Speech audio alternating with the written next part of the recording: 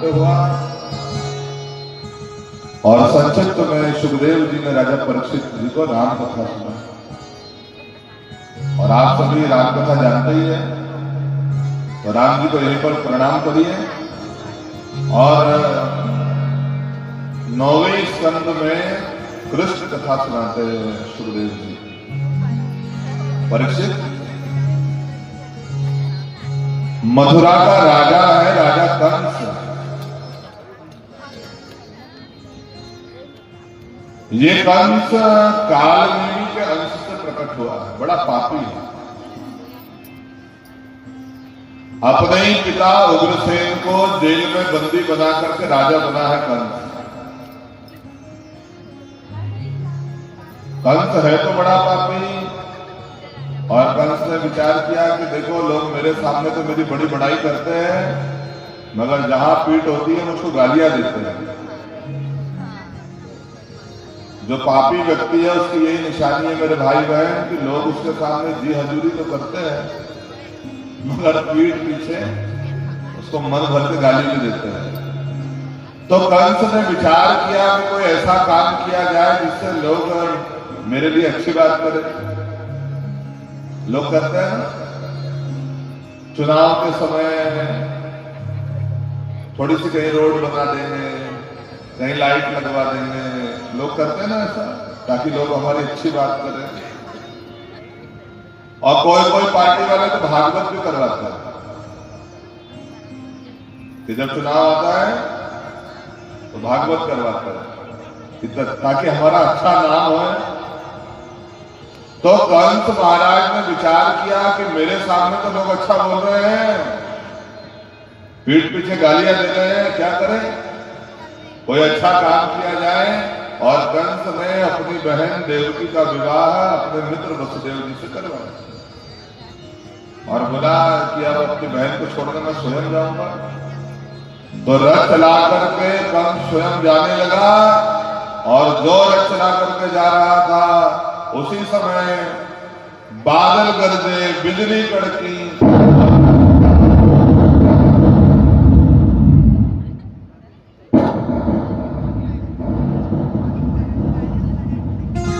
आकाशवाणी हुई,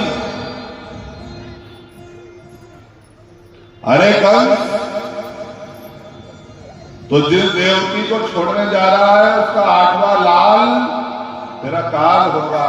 और जो कंस ने सुना, कंस तो बड़ा पापी है, तुरंत उतर गया रथ से, देवकी मैया के बाल पकड़ लिए। और वसुदेव जी ने समझाया कि राजन, अरे जिस बहन के हाथ में मेहंदी अभी नहीं छूटी है, क्या तुम उसको मारोगे? और ये तुम्हारी बहन है। और कंस ने कहा, महाराज तुमने आकाशवाणी नहीं सुनी क्या? इसका 8वां लाल मेरा काल होगा। तो वसुदेव जी ने समझाया कि अरे महाराज, अभी तो पहला भी नहीं हुआ, तुम 8वें की बात करते हो। तो कंस ने देवकी मैया को, वसुदेव जी को कारावास में बंद कर दिया। कालांतर में देवकी मैया के गर्भ से पहला पुत्र हुआ, नाम रखा कीर्तिमान। और कंस ने देखा कि पहला पुत्र हुआ है तो इससे तो कोई भय नहीं है, गोदी में लेकर के लाड़ लड़ाया, देवकी मैया को वापस दे दिया। और नारद जी ने सोचा कि अगर एक कंस दयावान बन जाएगा तो भगवान का अवतार क्या कहूंगा। तो नारद जी ने सोचा जरा लीला अपने हिसाब से घुमाना पड़ेगा। और नारद जी आए, अरे कंस तू बड़ा भोला है। और कंस ने सिर बुझाया, क्या हुआ महाराज? अरे पहले से 8वां कि 8वें से पहला, देवताओं का कोई भरोसा नहीं है। और जो सुना कंस ने, तो कंस क्या कहते हो महाराज? एक माला दी 8 फूल वाली, अच्छा बताओ पहला कौन सा है, 8वां कौन सा है? तो कंस ने पहले फूल को पहला, 8वें को 8वां। अच्छा आप पीछे से गिनो, तो जो 8वां था वो पहला हो गया। और नारद जी ने हर फूल को पहला, हर फूल को 8वां बता दिया। और कंस ने कहा, क्या महाराज बच्चे को मार दूं?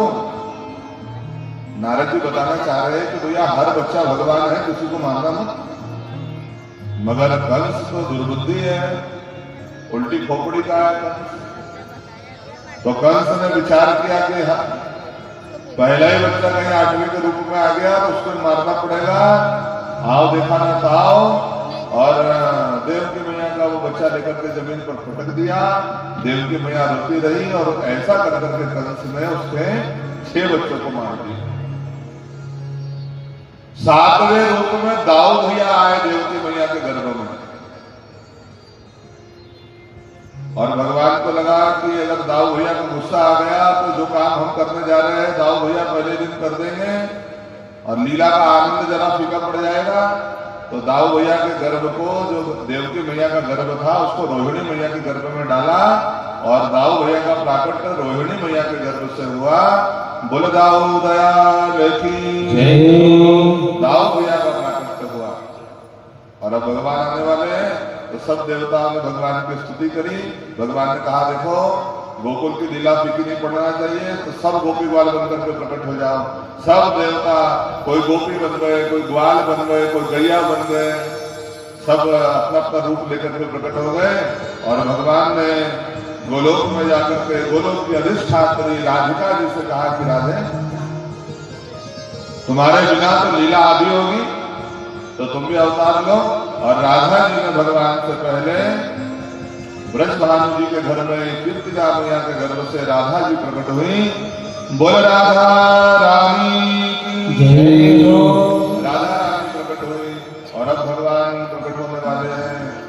भगवान देवकी मैया के गर्भ में आए। देवकी मैया सुंदर अप्सरा के समान दिखती है।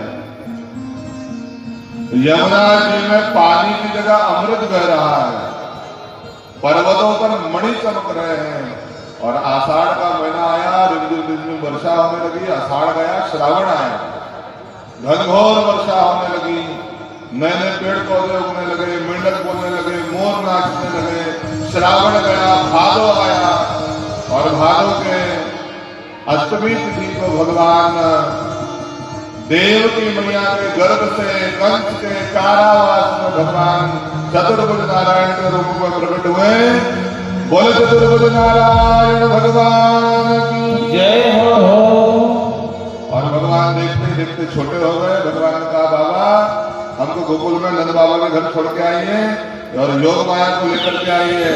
भगवान छोटे से हो गए और वसुदेव जी ने भगवान को टोकरी में रख लिया और जो भगवान का स्पर्श हुआ तो सब सैनिक सो गए, दरवाजा खुल गया और अब वसुदेव जी भगवान को लेकर के चले। धीरे धीरे चलते हैं तो सब लोग मिलकर के गाएंगे। और धीरे धीरे जेल के ताल खुले, ताल खुले वसुदेव चले। धीरे धीरे जेल के ताल खुले, ताल खुले वसुदेव चले। धीरे धीरे जेल के ताल खुले, ताल खुले वसुदेव चले।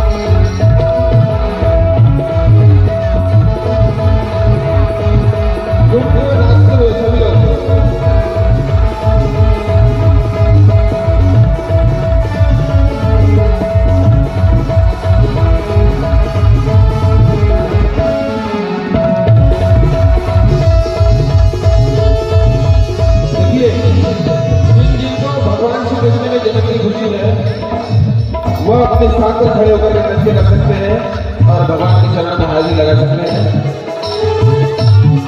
हो अष्टमी की वो काली रात ने जन्म लिया है आज।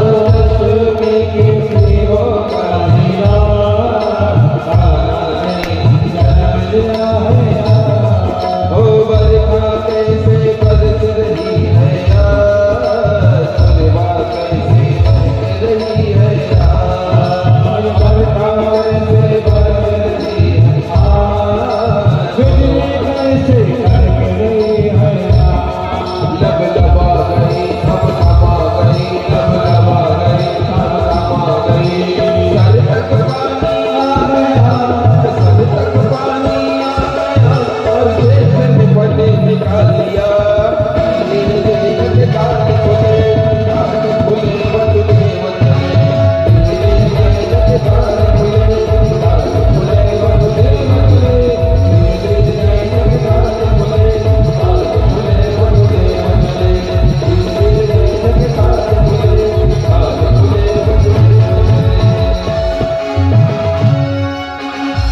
बोलो बालकृष्ण भगवान की जय हो। भगवान को लेकर के वसुदेव जी आ गए गोकुल में। और गोकुल में कौन रहते हैं? नंद बाबा, यशोदा मैया। 2 मिनट कथा और सुनना पड़ेगा आपको। नंद बाबा यशोदा मैया बूढ़े हो गए और एक रोज पंडित जी आए। नंद बाबा ने पंडित जी को प्रणाम किया। पंडित जी ने आशीर्वाद दिया, पुत्रवान भव। और नंद बाबा ने कहा, महाराज मैं बूढ़ा हो गया हूँ, 85 साल का, और मुझ बूढ़े को क्या आशीर्वाद दे रहे हो, पुत्रवान भव। अब बुढ़ापे में कहां से होगा। और पंडित जी तो पंडित जी है। पंडित जी ने कहा हमने आशीर्वाद दे दिया है तो होएगा जरूर। और पंडित जी के आशीर्वाद से यशोदा मैया गर्भवती हो गई। और नंद बाबा की 2 बहनें हैं, नंदा सुनंदा, भाभी की सेवा करने आई हैं। और सुबह सुबह गई और जो खिड़की खोल के देखा भाभी के बाजू में कोई छोटा बच्चा है, प्रसन्न हो गई, दौड़ करके गई, ऊपर का कपड़ा हटाया, लाला है, लड़का है, तो और प्रसन्न हो गई, भाभी तेरे घर लाला हुआ है। और यशोदा मैया तो सोई थी, वो उठी और जाकर के देखा तो नंदा सुनंदा ने भाभी के गाल का चुम्मा लिया। भाभी बधाई हो, तेरे घर लाला हुआ है। दौड़ करके गए नंद बाबा के पास, बाबा बड़ी अच्छी खबर लाई हूं, बता क्या देगा। बहन पहले बता दो क्या खबर लाई है। और दोनों एक साथ बोले, बाबा तेरे घर लाला हुआ है। और जो सुना नंद बाबा ने प्रसन्न हो गए। और अब तो गोपियों को, ग्वालों को पता चला भगवान का अवतार हुआ है, तो सब बधाई लेने करके आ गए और सब मिलकर के बधाई दे रहे हैं। तो मेरे भाई बहन ऐसे बैठे बैठे की बधाई नहीं होना, बधाई कैसी होना, खड़े की। तो सब लोग खड़े होकर के अपने स्थान पर झूमते हुए भगवान का प्राकट्य हुआ है, तो सब लोग भगवान के जन्म की बधाई गाएंगे। बोल नंद के लाला यशोदा के छोरा की हे आनंद मंद भयो जय कन्हैया